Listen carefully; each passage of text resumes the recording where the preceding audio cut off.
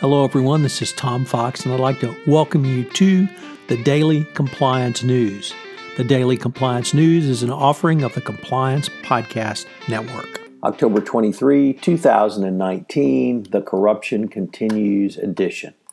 First up, two Britons, comes to us from Reuters, two Britons were arrested and charged with money laundering in connection with an ill-fated gas deal that left the Nigerian government with a disputed bill of over $9 billion. The prosecutorial service said the two men were directors of a company that failed to report a deposit into a local account and failed to comply with activities regarding money laundering relating to a contract with a British Virgin Island company and the Nigerian government.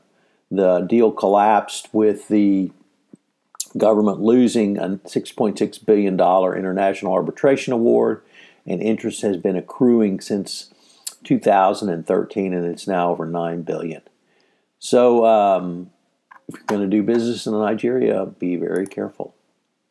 Next up, from ABC News, 5 relatives of people killed in a devastating dam collapse in Brazil are suing personally the manager of a German company involved in the inspection of the dam. TUEV had certified the dam was safe prior to its collapse, and they did this really at the behest of their client, Vale, and it's turned out that this was against the written recommendation of the engineers on site. So a personal liability could be in the offing. There could be criminal charges as well, but it's going to be interesting to see what happens to the German company. It says it's committed to investigating the cause of the tragedy and will continue to cooperate with authorities in both Brazil and in Germany over this.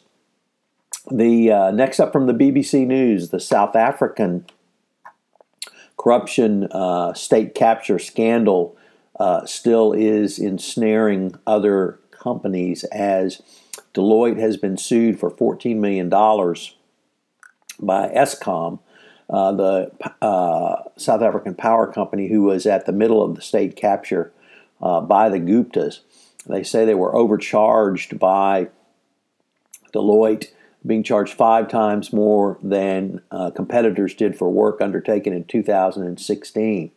Of course, the problem is these contracts were signed when Eskom was basically a funding mechanism for the prior President Zuma and his buddies, the Gupta brothers, and notoriously were able to use these companies to loot the South African economy through onerous contracts with Western companies. We've seen other companies get in trouble around this corruption by the Gupta brothers and Zuma. So now Deloitte seems to be ensnared in this case as well.